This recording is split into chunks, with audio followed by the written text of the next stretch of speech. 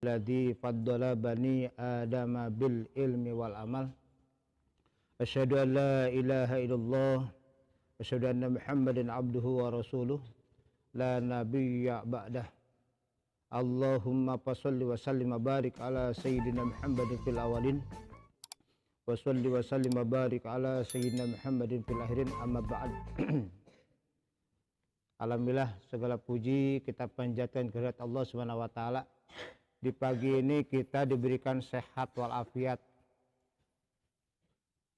Kesehatan kita, umur kita di sela-sela kesibukan dipakai menghadap kehadirat Allah Subhanahu wa taala. Taqarrub kepada Allah Subhanahu wa taala, menyisihkan waktu untuk mencari ilmu. Yang ilmu ini untuk apa? Untuk bekal dunia dan akhirat. Agar kita selamat di dunia, di akhirat pun selamat. Ya, itu yang kita harapkan. Karena di dunia ini bukan cuma dunia saja yang kita nikmati, tapi akhirat pun harus kita nikmati juga. Dengan keselamatan, dengan kebahagiaan, kumpul kembali dengan orang tua, dengan guru-guru, dengan keluarga dan tetangga, ada dalam rahmat Allah Subhanahu wa taala. Maka kata Nabi, khairu ummati, sebaik-baiknya umatku adalah alladzina, yaitu orang-orang idza asa'u, ketika berbuat salah, istaghfaru, maka mohon ampunan kepada Allah Subhanahu wa ta'ala, tobat. Jadi hebatnya Islam itu adalah ketika kita bersalah cepat kembali kepada Allah, beristighfar, memohon ampunan atas dosa-dosa, tobat, berhenti, jangan dilaksanakan lagi, jangan diulangi lagi, itu namanya tobat. Makanya pantas kata Nabi, sebaik-baiknya umatku nanti di akhirat adalah orang-orang ketika berbuat kesalahan, ya, istaghfaru, maka langsung istighfar, maka langsung bertobat, maka langsung tidak akan mengulangi lagi. Itu umat yang baik, umat yang dihormati oleh Allah Subhanahu wa taala. Ketika kita ada kesalahan, jangan kita terlena dalam kesalahan. Ya, kita sadar. Ketika kita sadar ini salah, cepat kita langkah. Ya, ganti posisi, ganti langkah kita. Jangan terlena, jangan berdiam di tempat yang salah. Jangan kita betah dalam kelakuan yang salah. Karena salah itu akan jadi dosa. Yang keduanya akan jadi tuntutan di dunia juga, namanya salah mah.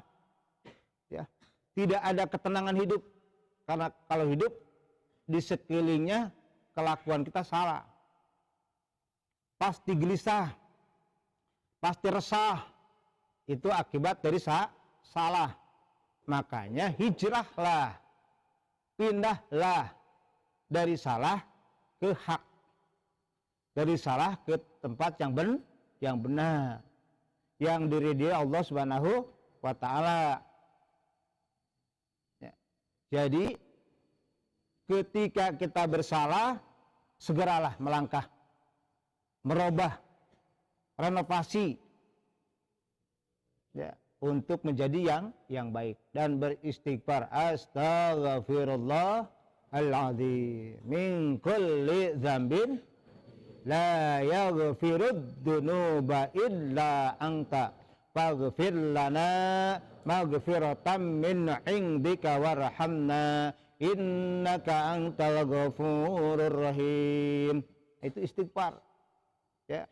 Ketika sudah istighfar, bertobat, niat dan tidak akan mengulangi lagi kesalahan. Yang kedua, kata Nabi, sebaik-baiknya umatku nanti adalah, yang kedua adalah walladzina idza ahsanu Ya, ya. Istabasaru.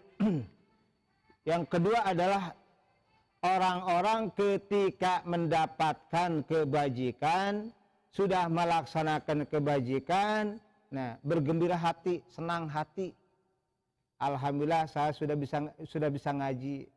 Alhamdulillah saya sudah ikut ngaji. Alhamdulillah sudah sholat duha. Alhamdulillah hari ini sudah bisa nolong orang. Itu istabsaru. Ketika mendapatkan kebajikan atau sudah mengamalkan kebajikan, istabsaru, bunga hati, ya, seneng hati, enak hati, sudah bisa nolong orang lain, sudah bisa menjenguk orang, sudah bisa menjenguk orang fakir miskin, menolong orang yang lagi kesempitan, lagi repot. Nah itulah umat yang terbaik. Hebatnya umat Rasulullah Shallallahu Alaihi Wasallam. Beruntunglah kita sebagai umat Rasul, karena dalam ajaran Rasul adalah bermanfaat untuk orang banyak.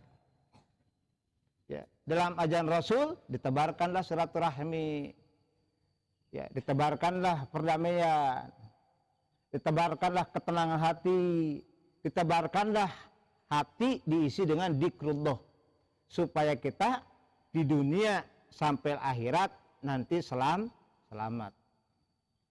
Yang ketiga alladzina idza safaru, yang ketiga adalah orang-orang yang ketika bepergian keluar kota jauh lebih daripada 90 km, qasaru, ya, waftaru, ketika bepergian jauh lebih dari 2 pos, maka qasaru sholatnya boleh di jama, boleh di qasar, jama takdim, jama takhir. Pas ya, kita kepergian ke Mekah, ya, kita masih di Bandara Soekarno-Hatta nih, jam 12 waktu duhur, penerbangan jam 1, tolong ya utamakan sholat dulu sebelum kita berangkat, karena keberangkatan kita ya jarak tempuh jauh, sholat dulu, sholat duhur, ya, terus asar ditarik ke duhur, jama takdim namanya.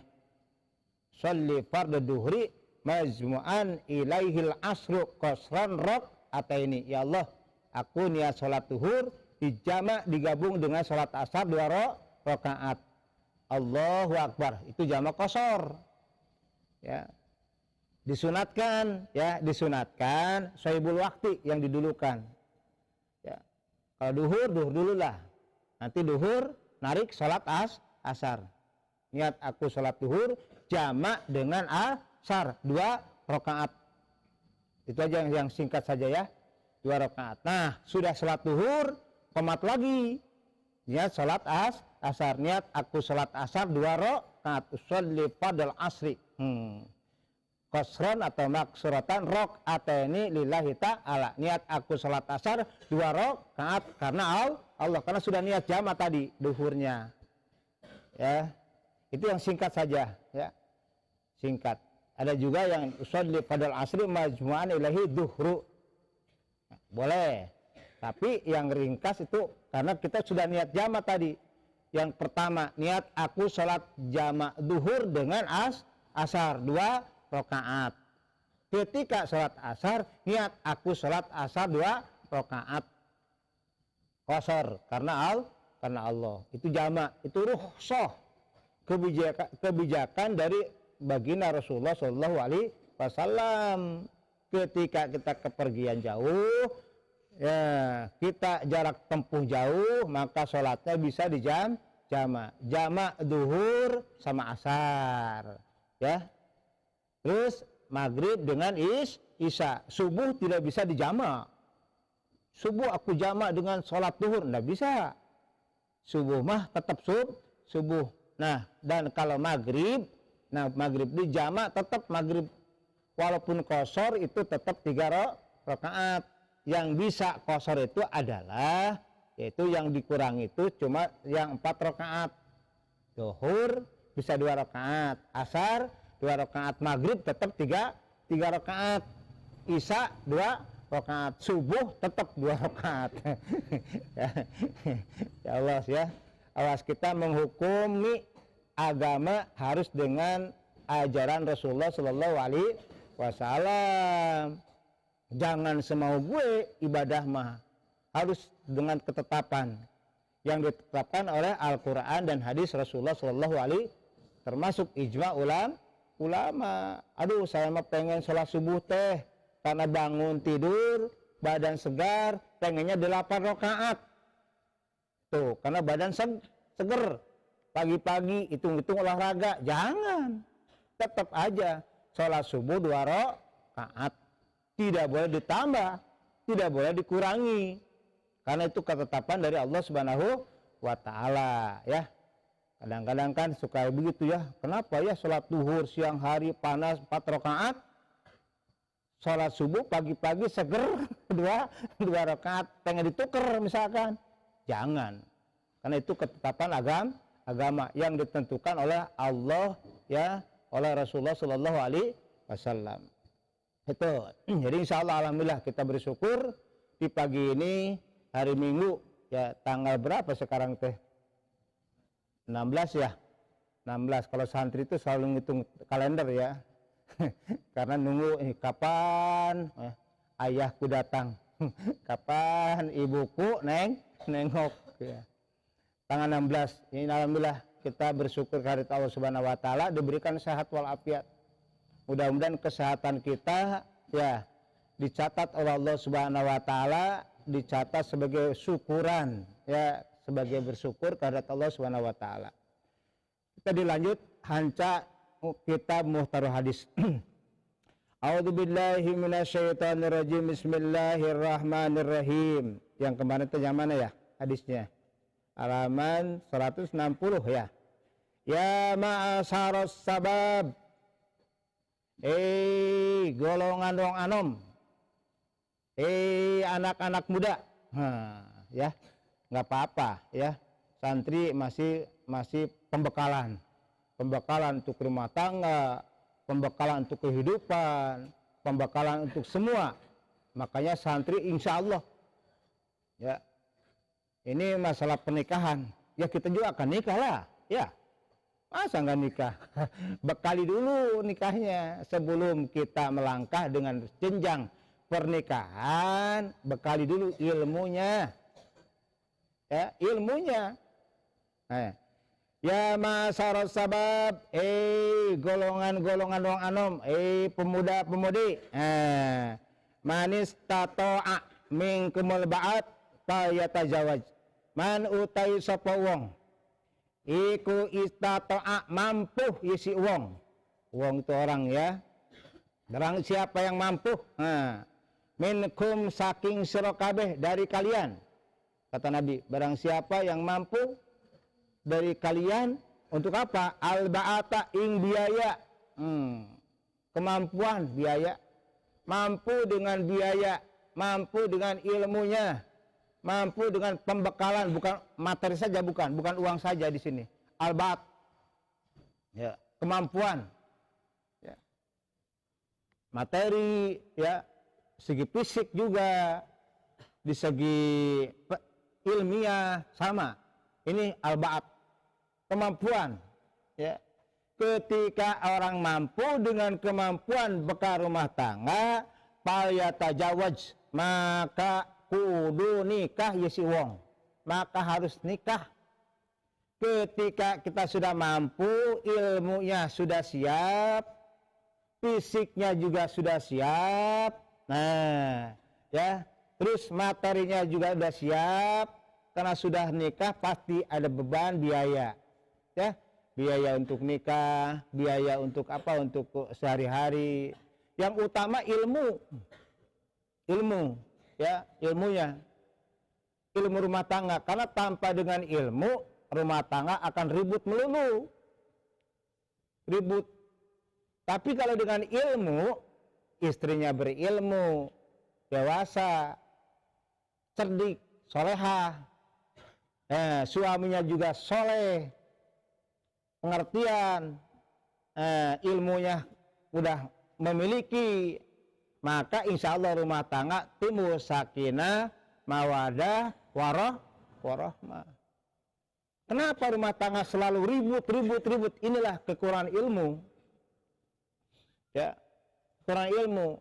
Karena dengan ilmu nanti akan timbul ada kesabaran. Itu ilmu. Ilmu di kita ini. Ya, ilmu di diri kita nanti akan menyebar, ada kesabaran. Ada pengertian. Langsung dengan spontanitas. Ada pengertian, oh istri saya ini seperti ini. Dia bukan marah, cuma ngomongnya tegang. Ya, harus gimana nih istri saya ini? Oh, berarti harus saya pelan-pelan. Ketika saya pelan-pelan, pasti istri saya nanti lihat omongan saya pelan-pelan. Pasti dia akan ketularan dengan omongan saya yang baik ini. Paham? Pasti ketularan dari omongan suami yang pelan-pelan, yang ramah, ya. Bagus omongannya, pasihat, ramah, otomatis istri akan mengerem. Oh, saya salah. Sebaliknya suami juga sama seperti itu. Makanya rumah tangga butuh bimbingan. Ya, sebelum rumah tangga butuh mencari ilmu untuk rumah tangga. Tidak menjamin materi banyak, uang banyak, tapi tanpa ilmu rumah tangga, tanpa ilmu agama, no. Lihat saja. Berantakan rumah tangga. Walaupun mewah rumahnya, banyak uangnya, tetap rumah tangga nggak akan tenang. Pasti ada masalah, ribut terus. Karena tadi tidak ada ilmu. Makanya ilmu dulu. Man arada syai'an, ya, barang siapa yang mengharapkan sesuatu dengan baik, maka fa'alaihi bi ilmi, maka harus dengan ilmunya. Rumah tangga sakinah mawadah warahmah, hidup tenang, bahagia, ya, dengan kenyamanan dari rumah tangga, dengan pengertian suami istrinya, anaknya pada soleh-solehah. Nah, itulah rumah tangga sakinah mawadah warahmah. Itu yang yakin nyampe ke akhirat. Di dunia akan kumpul, di akhirat pun sama akan kumpul kembali. Itu sakinah mawadah warahmah. Cari ilmunya ini. Ya, cari ilmunya. Ya. Ngaji, coba ngaji, sedikit ngaji terus, insya Allah nanti hati diisi dengan ilmu, insya Allah. Selanjutnya, nah, fa'innahu maka sa'nya'nya, maka sesungguhnya, maka sa'nya'nya kelakuan nikah, sesungguhnya pernikahan itu iku agodun meremkeun lil basari kedepanon, ngajaga panon. Dengan pernikahan insya Allah akan sedikit menundukkan mata penglihatan kita. Oh, saya takut sama istri. Ya, itu minimal agodul lil basar, menjaga penglihatan. Oh, saya sudah punya istri, tidak bisa bebas. Dulu mah waktu muda, sweet. Sekarang mah ada istri sebelah nih, tolong jangan sweet. Nanti diputer ya telingamu. Makanya lihatnya agodul basar, menundukkan mata, artinya menjaga mata, penglihatan, ya diatur karena sudah ada istri. Pakai perasaan nih, kalau saya main-main lagi nih istri saya gimana? Ini perasaan, pengertian. Kalau kita bergandengan dengan istri, ya, terus kita larak-lirik, ya, lihat perempuan yang lain, terus sweet, enak enggak? Itulah perlu ilmu, pengertian. Maka dengan nikah insya Allah akan menjaga penglihatan kita, ya, dengan nikah. Selanjutnya kata Nabi, wa asanu lil farji, wa asanu jeung leuwih ngaraksa lil farji kana farji, karena penghormatan, jang, menjaga kehormatan, ya, jaga kehormatan laki-laki, kehormatan perempuan. Dengan nikah itu akan terjaga. Kalau belum nikah dan tidak nikah, Itu harus waspada, ya. Harus waspada, harus jaga-jaga, ya. Ini. Kalau mampu silakan, udah mampu, udah siap segala-galanya, silakan nikah. Karena sesungguhnya nikah itu manfaat untuk menundukkan ya penglihatan, menjaga penglihatan. Yang kedua kita menjaga kehormatan. Waman lam yastati, kata Nabi. Tapi ini untuk yang mampu tadi. Yang tidak mampu atau belum mampu, waman lan utai sapa wong iku lam yastati, orang mampu ya si wong. Ya, tidak mampu. Tak mampu aku, biaya materi tak belum mampu. Terus ilmunya juga belum siap, fisiknya juga belum siap. Dari segala bidang fisiknya segi, tidak mampu, belum mampu, maka alaihi, maka wajib ingatase wong opo bisomi kalawan puasa, maka puasa saja, menahan diri, ya jangan dulu kawin, nunggu kita kemampuan kita, terus berpuasa lah. Sunat puasa, ya puasa sunnah, niat aku sunnah puasa lillahi ta'ala, karena untuk menjaga anggota tubuh aku, jangan sampai tiba dengan dosa, itu sunnah, ya sunnah puasa ketika kita belum mampu menikah, ya.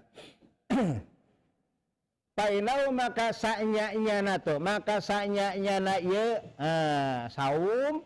Kenapa suruh puasa yang tidak mampu untuk menikah, belum mampu dan belum siap? Maka sesungguhnya puasa lahu ikut tetap kedewaya si wong wijaun utawi pangraksa syahwat. Jadi sesungguhnya puasa itu bagi orang yang puasa itu menjaga syahwat. Jadi syahwat tidak terlalu besar. Kalau dengan puasa dijaga, ada pengaruhnya untuk menjaga syahwat, ya. Kalau orang yang berpuasa. Makanya orang berpuasa itu bagus, ya. Orang puasa sunnah, insya Allah orang berpuasa itu adalah satu doanya akan dikabul oleh Allah Subhanahu wa Ta'ala. Doanya. Rawahu nyarioskeun kana ieu hadis sapa al jamaatu nya jamaah atau sama-sama ya ulama-ulama besar ya sahabat-sahabat Nabi semuanya.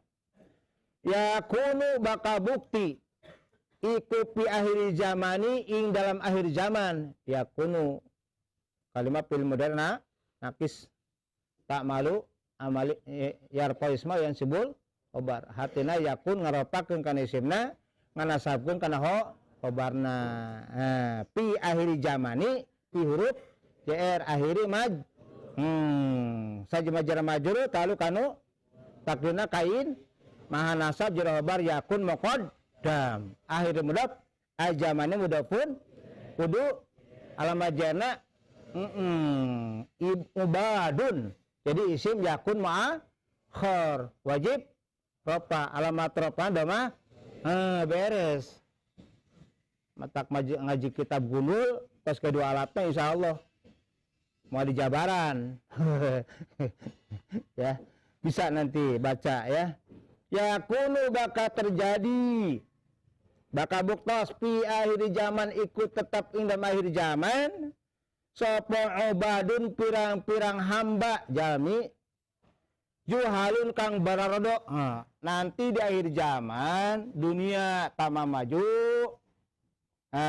nanti akan timbul ya orang-orang yang bodoh yang jauh di tempat ilmu karena tadi kemewahan, karena kenyamanan, akhirnya anda mau ngaji, nggak mau belajar, termasuk nggak mau sekolah karena duit sudah banyak, uang sudah di mana-mana. Nanti timbullah zuhalun, kebodohan akhlak.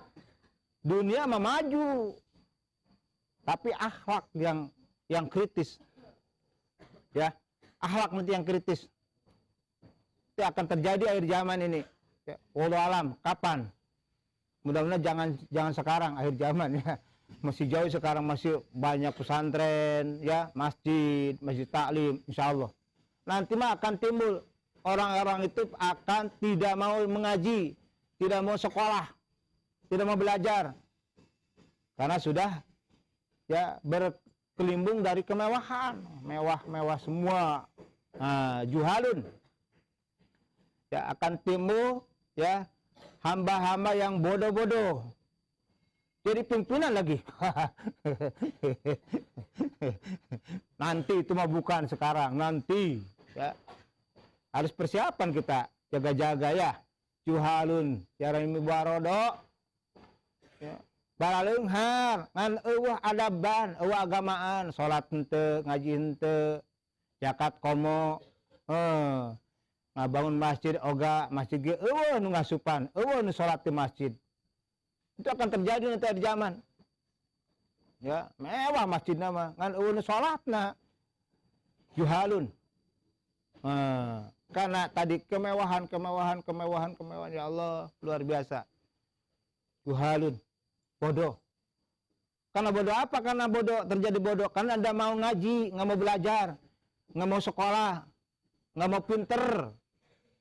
Ya, Insya Allah itu luar biasa. Juhalun. Awas jangan sampai ya. Apalagi santri orang tuanya sudah seneng banget ya, di pondok. Sambil sekolah, alhamdulillah anakku sudah mondok di sekolah.